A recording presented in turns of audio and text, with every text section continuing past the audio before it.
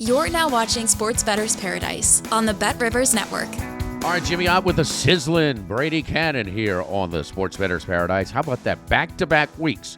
Our NFL contributors, Brady and Randy McKay, 5-1 collectively. So it was Brady's turn to go 3-0 this past week. Well done, sir. Good. Let's keep it going. Let's get to the a little Turkey Day special. First off, the big one, and this line is climbing this morning as we're doing this this broadcast.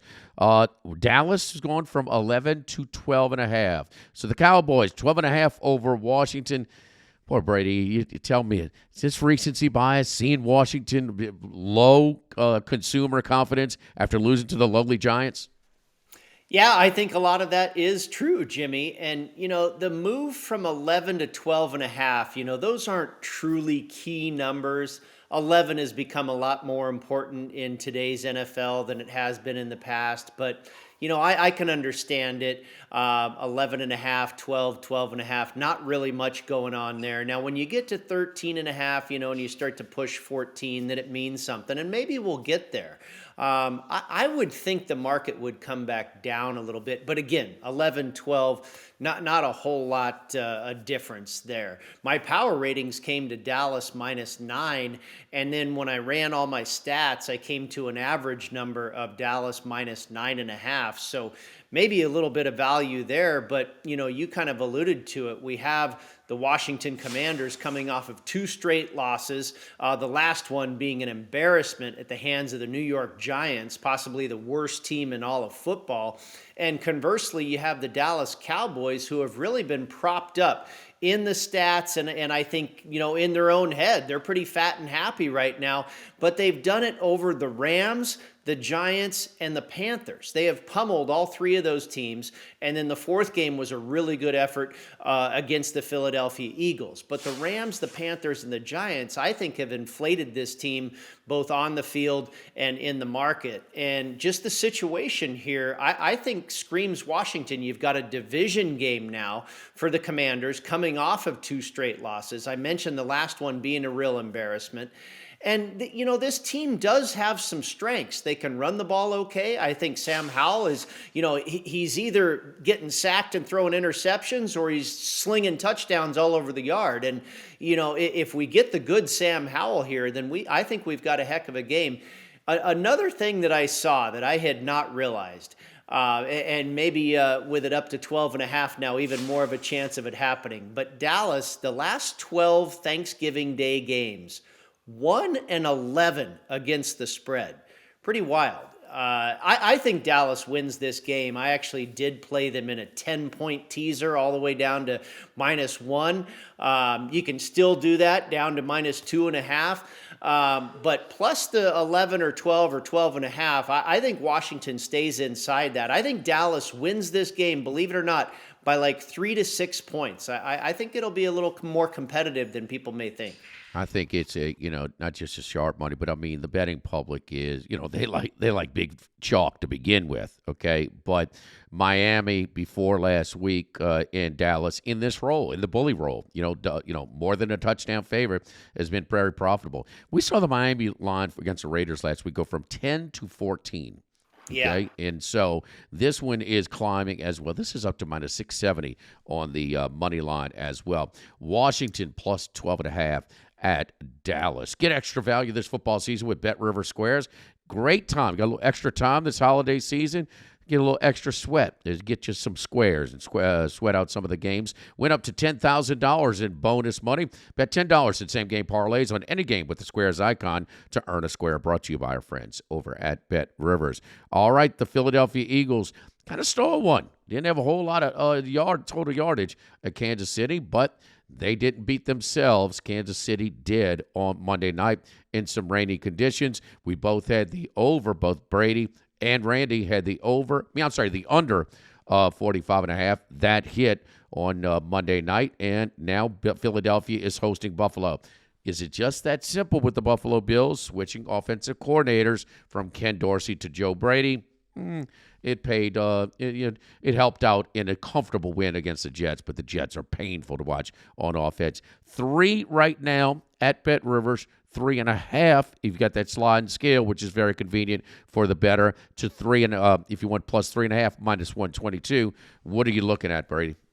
Yeah, I was able to grab the plus 3.5 at minus 120. I certainly don't have a problem with minus 122. Obviously, it's nice to get that hook. That is obviously a key number there. And, when I look at my numbers, the Philadelphia Eagles have actually been regressing the last few weeks. They're getting worse in the running game on both offense and defense. They're not sacking the quarterback as much. They're near the bottom on third down defense and near the bottom of the league in red zone defense as well.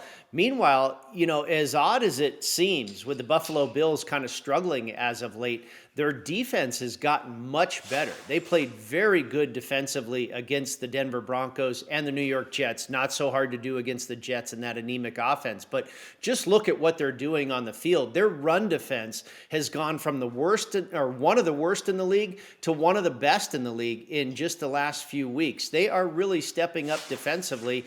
And then they fire the offensive coordinator. I think that gives a little boost to the offense. If anything, mentally, just the change is probably good for this team.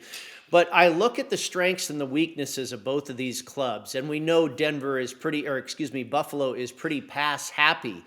And now they're taking on a team that's really the one hole that Philadelphia has, is defending the pass. They've been really one of the worst in the league all season long and lately. And we saw Kansas City really, complete a lot of passes over the middle and drop a lot of passes as well. It's really been the Achilles heel for Philadelphia all year long. And I think that's in Buffalo's wheelhouse. We know they don't have a tremendous running game. We saw a little bit more of it last week with Josh Allen taking matters into his own hands and running the ball some himself. I think we'll probably see more of that as well.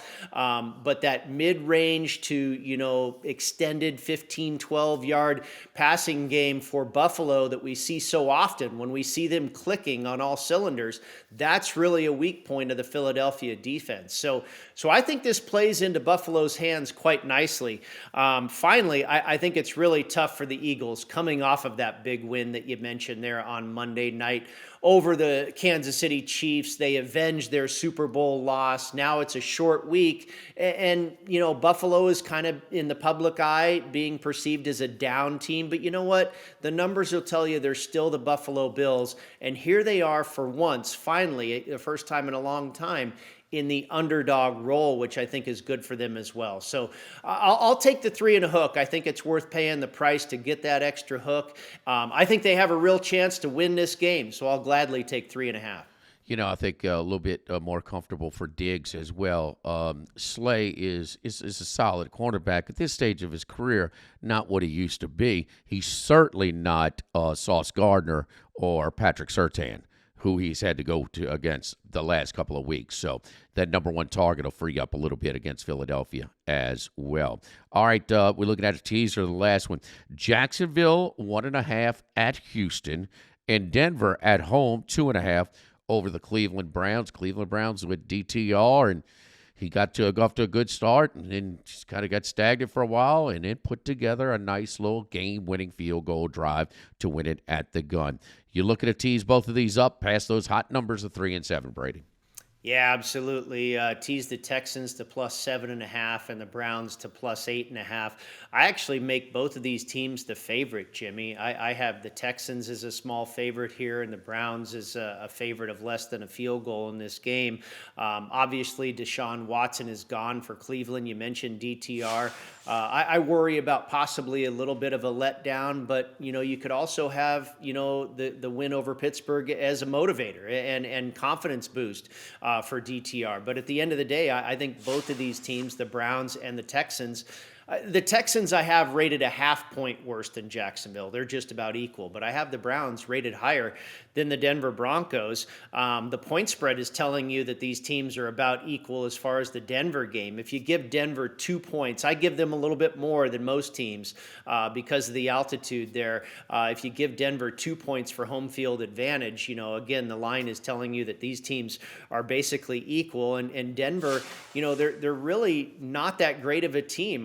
they're probably slightly above average at best, and they've been a huge beneficiary of a lot of turnover luck as of late. But if you just look at their team, Russell Wilson has been making miracle touchdown hookups, with his receivers. I mean, they only scored one touchdown in that game against the Minnesota Vikings, and they find a way to win. They find a way to win against the Buffalo Bills when all it took was a 12th man on the field for Buffalo. I mean, they have this 4-game winning streak, but if you really look at what they're doing, it's still not all that impressive. Now, the Denver Broncos have faced some pretty solid defenses in this winning streak, the Kansas City Chiefs, the Minnesota Vikings, and the Buffalo Bills. But now they get arguably the best defense in the league in the Cleveland Browns. And if you look at what they have done lately, it still is just not selling me that this team is really good because of all the turnover luck that they've had. They're still not able to run the ball very well all year long, not just recently when we've seen this turn of events for Denver, when they've gone on this winning streak. They still remain the worst run defense in the NFL. And you've got a team like Cleveland that plays into their hands with DTR at quarterback. They're going to want to lean on the running game. So they lean on the running game, the line of scrimmage, and defense. We said this recently, Jimmy, on one of our shows. They are not really quarterback reliant. So I'm not all that, disturbed by the move from Deshaun Watson to DTR. They want to run the ball. They want to win the battle in the trenches, and they want to play defense. And I think they can do that against the Denver Broncos. Wouldn't be surprised if they won outright, but these numbers in these two matchups really cater to the teaser position. And then secondly, like I said, I have the Jaguars a half point better than Houston in my power ratings, but now we're asking Trevor Lawrence to win not only as a favorite, but to go on the road in division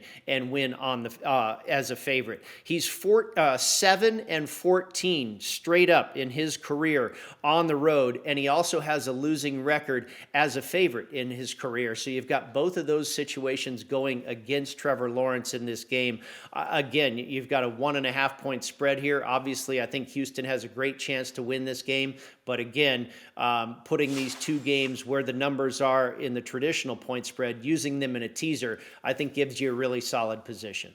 And not only that, Houston don't look now, but they're playing for a tie in the AFC South, just a game back. And boy, Stroud continues to do it. The other thing about the teaser, and I know it's kind of split 50-50, and that is it is a staggered start time teaser. So for those of you who like to middle, you get that Houston one home, and you've got some points to play with in that second game as well. That's up to the individual, as we know. Let's keep it going, man. I mean, 3-0 last week for Brady, 5-1 back-to-back 5-1 weeks for our NFL contributors here in the Sports Bettor's Paradise. Brady, happy Thanksgiving.